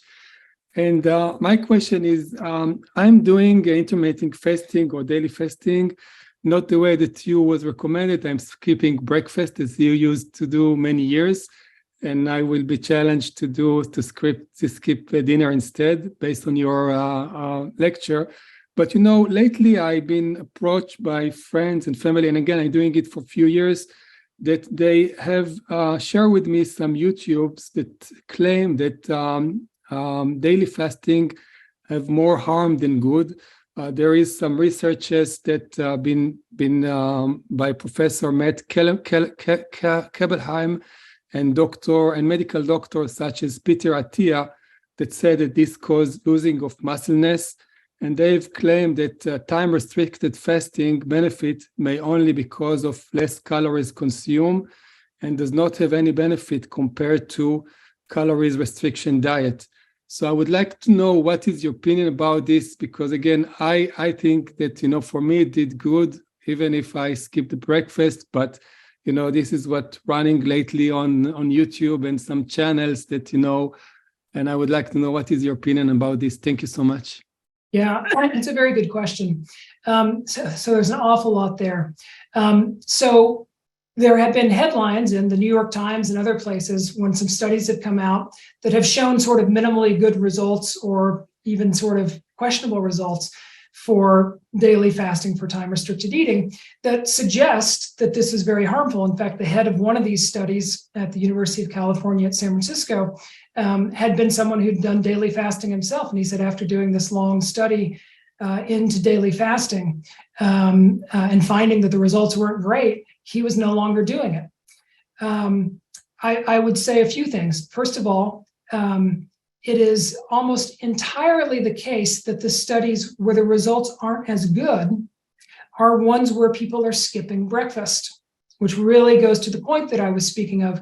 We were designed to process calories, like it or not, and there appears to be nothing we can do or very, very little to even shift it slightly, to process calories most efficiently in the morning and the early afternoon. So if you take away a big chunk of that window and you tell people eat in the afternoon and evening, all right, they may still get some benefits. In fact, I would say there are contradictory studies. There are some that show few benefits or even one or two negative results, and then studies that show some mild benefits. All right, so it's a conflicted literature. All right.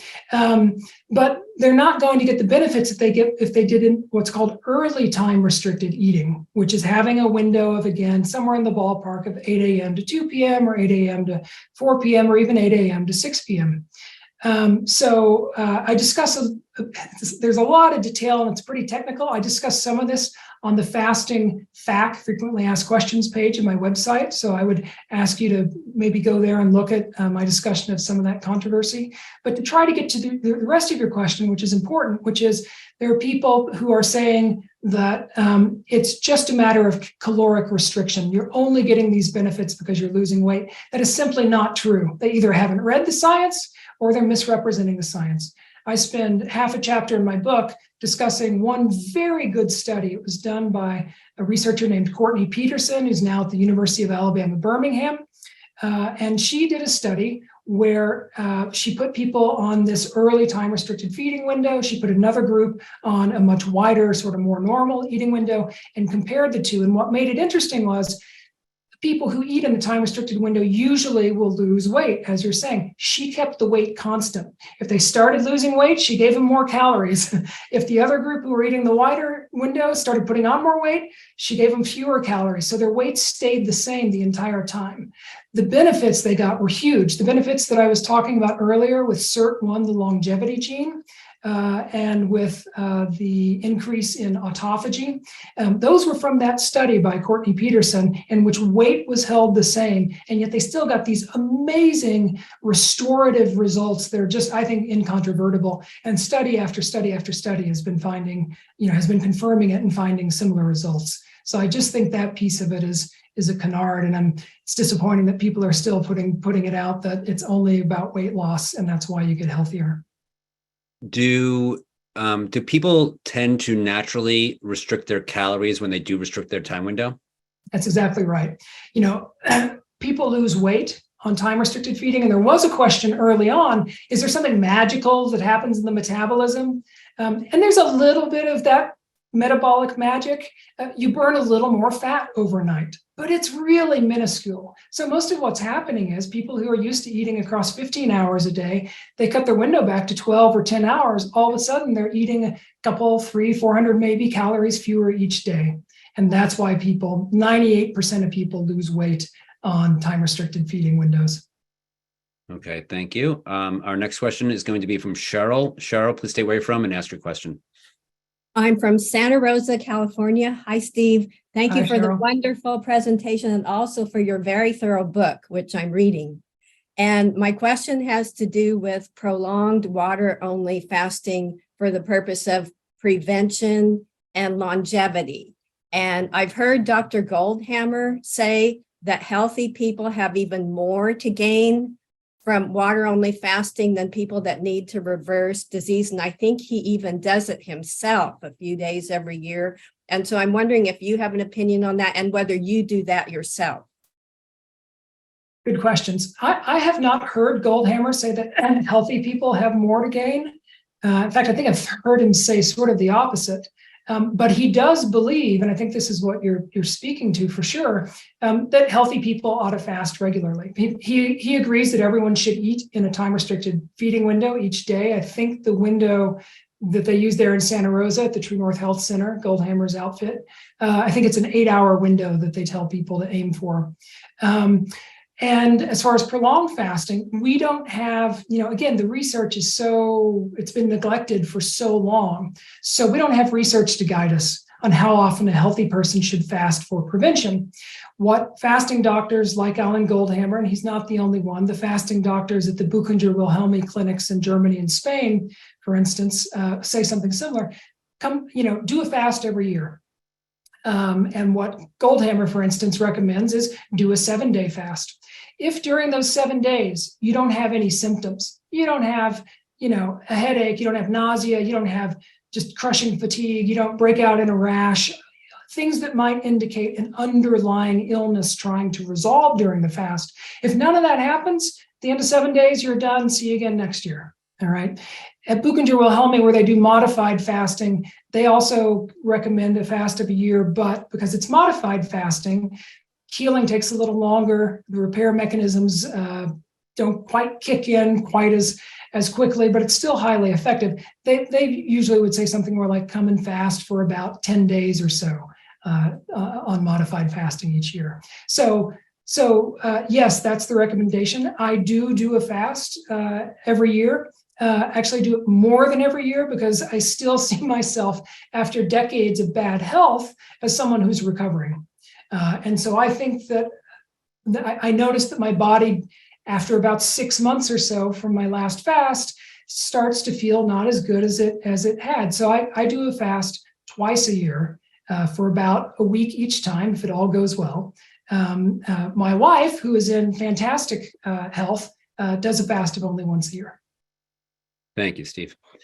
Can intermittent fasting be just as effective as long-term fasting when it's done continuously? The intermittent fasting is done continuously. Not usually. I mean, there are certainly accounts of people who say, "Oh, I did this intermittent fasting, what I'm calling daily fasting.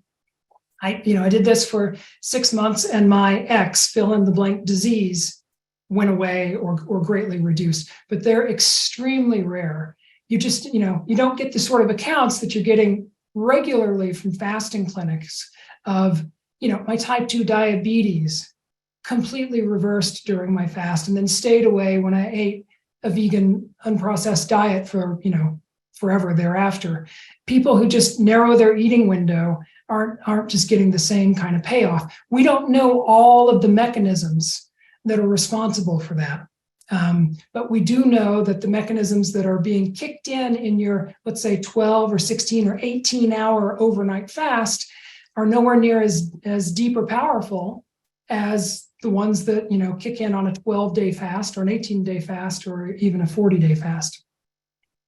Thank you. So you kind of hit on how often how often we might want to fast when we're healthy. How about if we're not healthy? And how long is it safe to fast at home? And should it be a water fast or is a juicing fast okay? Yeah, so if you are unhealthy, all fast. Now, mind you, I'm not a doctor. I'm passing on what the fasting doctors say. I'm a reporter. So I'm not giving medical advice, but I'll tell you what their medical advice is. And their medical advice is if you are ill with any diagnosable illness, if you suspect you have one, or if you are on any medication, you need to fast not at home. If we're talking a prolonged fast, not the daily, 6-hour eating window or whatever, but a multi-day fast you need to do in a fasting clinic always. And I agree with that advice. The question of a juicing fast, depends on exactly how it's done. A modified fast, like they do in most of the fasting clinics in Europe, tends to be on very thin vegetable broths, tends to be no more than about 250 calories a day. And they have found, and they have the research to back them up, that people who do this still stay within most of the aspects of fasting metabolism. They may not be quite as deeply into ketosis, the fat-burning, ketone-burning aspect of fasting metabolism, but they're still pretty deeply into ketosis. You start getting above 250, 300 calories, you bump out of that. And when people do juice fasts, what they're usually talking about is taking the fruit, maybe the vegetable, getting rid of all the fiber and a whole bunch of the nutrients and going it straight down to pure sugar water and then drinking that. Almost always when I hear people doing this, they're getting way more than 200 or 300 calories a day. So at that point, you're not really fasting. You're doing a very calorie restricted diet of maybe 500 calories or something. That can be healthy. It's not as healthy as a fast. We do know that the restorative mechanisms that are kicked in by a water-only fast or a much lower calorie, 250 calorie modified fast, gets you into the repair land where you want to be when you're reversing or attempting to reverse disease. And a lot of those so-called juice fasts just don't. And for a healthy person, how long is it safe to do a water fast at home? So there is disagreement among doctors. The most common view that I have heard is if you are in great health, no diagnoses, no suspected diagnoses, you're not taking any medications, because medications, just their effects, both intended effects and side effects, really amp up on a water fast. If that's you can fast on your own for up to 7 days at a time, no more than 7 days. provided you take some safety precautions. One is being sure you drink a bunch of water each day. You're no longer getting food, which contains a lot of our water, so you need to take extra water to get hydrated. Some fasting clinics recommend about 40 ounces of water a day. Some recommend as much as a half gallon. The other precaution that you need to take is people say, people often think anyway, that the most common danger of a fast is something like damaging your liver or your kidneys or something like that. It can happen. That is by no means the most common danger. The most common danger is passing out. Because when you fast, your blood pressure almost always drops. Almost always. Virtually everybody, their blood pressure drops. Which is one reason why you need to stay hydrated. It helps sort of keep the blood pressure from dropping too fast. But when your blood pressure drops, quite often, if you stand up too quickly, your blood won't go with you quickly enough. There's not enough pressure to get it to stand up. So people don't pay attention to what they're doing, aren't aware of this. They stand up too quickly on a fast and they pass out and conk their head and end up in the ER for that. So the remedy is very simple. It's that you get your blood flowing before you stand up, moving your arms and legs up and down, and then just standing up very slowly in stages and being ready to sit right back down if you feel any lightheadedness. So the last thing I will say on that is most fasting doctors I know say healthy people can fast for up to a week. There are doctors like Alan Goldhammer at True North who say, no. No one should be fasting on their own for more than a day, no matter how healthy they are. And the reason is there are some very rare people, and we're talking very rare, but they do exist, whose bodies cannot process the byproducts of a fast. Some people, for instance, can't run on their fat, which is what they need to use for fuel during a fast, and they can slip into a coma. Now, most of these people know who they are, and they are so vanishingly rare that most doctors are confident saying, well, look, we can't take into account every weird thing in the world. Healthy people can fast for a week, but there are doctors like Goldhammer who say, no fasting for more than 24 hours on your own. Great, thank you. Our next question is coming from Cheryl. Cheryl, please state where you're from and ask your question. Oh, I'm from Santa Rosa, but I already asked my question. Sorry, I didn't take my hand back down. Sorry about that. Thank you so much. It was a great answer. Thanks. Okay, so let's see here. I've got a quick question. What do you do to prepare for a fast?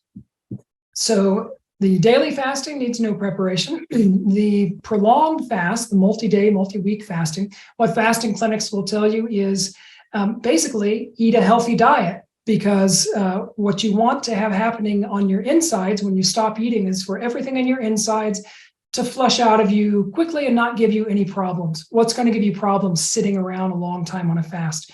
Meat, dairy, eggs, so animal products and highly processed foods. What they want you to eat are minimally processed, or better yet, unprocessed fruits and vegetables. Do that for 2 or 3 days before a fast. They contain a ton of fiber. Fiber only exists in plant foods. The fiber will help move things through you smoothly so you don't end up with a bunch of cramping and indigestion and so on. Great, thank you. All right, our next question is going to be from Stephen. Stephen, please state where you're from and ask your question. Steve from New York, how do you do? Appreciate the rapid fire. Enjoy it. But I missed the Corey Peterson study that you referred to. Did you say that was repeated and verified, or is that just her study? So Courtney Peterson's study, to my knowledge, has not been repeated and verified in exactly the same way. So I would have to say no is the short answer to your question. However, there have been many other studies of other aspects of early time-restricted feeding that have come up with strikingly similar results. So it would be stunning if someone did verify, repeat her study and find contrary results. Now, having said that, I should clarify, there were actually 2 studies. One of them she did for 4 days, and one of them she did for 5 weeks. And they both came up with very similar results. So in a sense, it has been verified, but it hasn't been verified by another lab, which, scientists are obviously, for good reason, going to say is important. And there is talk about enemas during a fast. What are your thoughts, and what does the research show on doing enemas during a fast? Yeah, Sure. so we got almost no research whatsoever. The short answer is many fasting doctors, for instance, at the Buchinger Wilhelmi clinics in Germany and Spain, they use enemas regularly. You get one every 2 days if you do a prolonged fast with them. And other fasting doctors are entirely opposed to it. Alan Goldhammer, who's America's most experienced, well, the world's most experienced water-only fasting doctor, won't use it. The reason he says he doesn't use it is because, what you're doing is you're shooting, fluid, water, up into your intestines, and then draining out whatever is inside. Now, that may be useful, he says, at the Buchinger Wilhelmi clinic, where they're feeding their patients a couple hundred calories a day, and there may be stuff sitting in their intestines that's really not moving through. So that could be useful. However, he fears that it might, in his water fasters, create an imbalance in, let's say, for example, electrolytes. You flush out some of your potassium, your kidneys are going to have trouble. You might have blood pressure problems. So he avoids it for that reason. And, the short story is, in the absence of research, we have doctors who've used enemas and have gotten good results, and doctors who stay away from them have gotten good results. So seems a bit of a wash until we actually have studies that can tell us more. All right, great. This might be our last question here, and it's going to come, I'm not sure exactly how to say his name, either Gosia or Gosha. Please stay away from and ask your question. Hi, my name is Gosia. Originally, I'm from Poland, but I live in Mississauga, Ontario, in Canada. My question is about quality of water, and can we add lemon or electrolytes or maybe apple cider vinegar into our water during the fast? Thank you. Yeah, so on a water-only fast, no, is the short answer. If you're doing a modified fast where you are taking some other calories, if you want to add a flavoring like a hint of vinegar or lemon or something, that might be okay. Electrolytes might even be okay. On a water-only fast, though, and since we're running short on time, I will say I do have a discussion about a little of this. I think it's on the frequently asked questions page of my website, so you might take a look for the fuller discussion of this.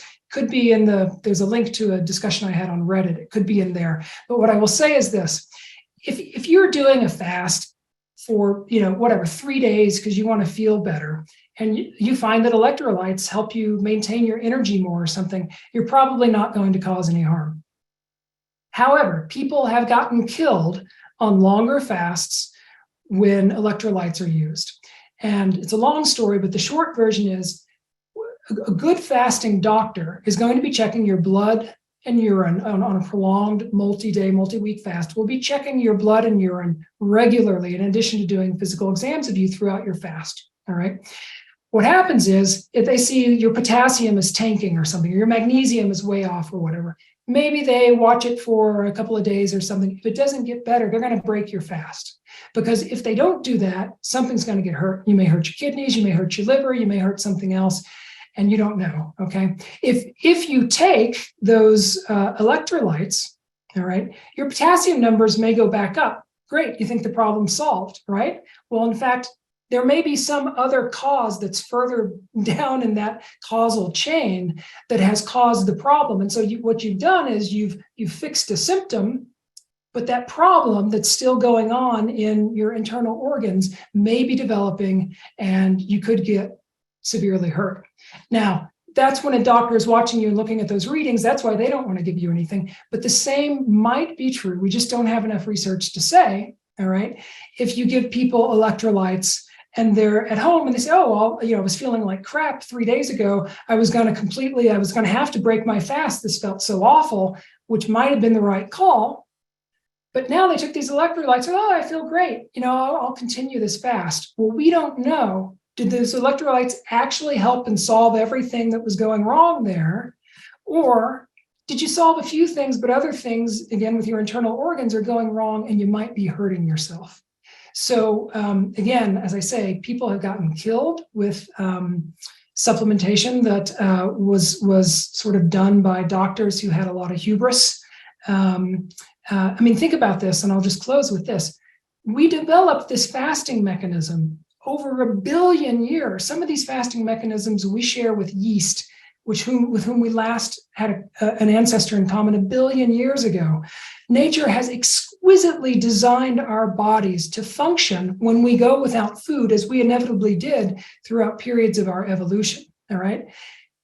Should we tamper with that when we don't really know, oh, let's just throw in some electrolytes into the mix and maybe this will make things better? Or should we say, well, maybe the body's got a certain wisdom.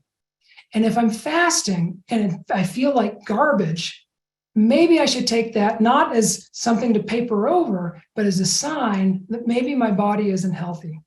And in that case, time to fast under the supervision of a doctor who can sort of, at least if they're experienced and good, try to help you suss out, what might be going on and whether you should continue the fast or whether you should break it. Great. Thank you so much, Steve, for the presentation as well as the very informative Q&A.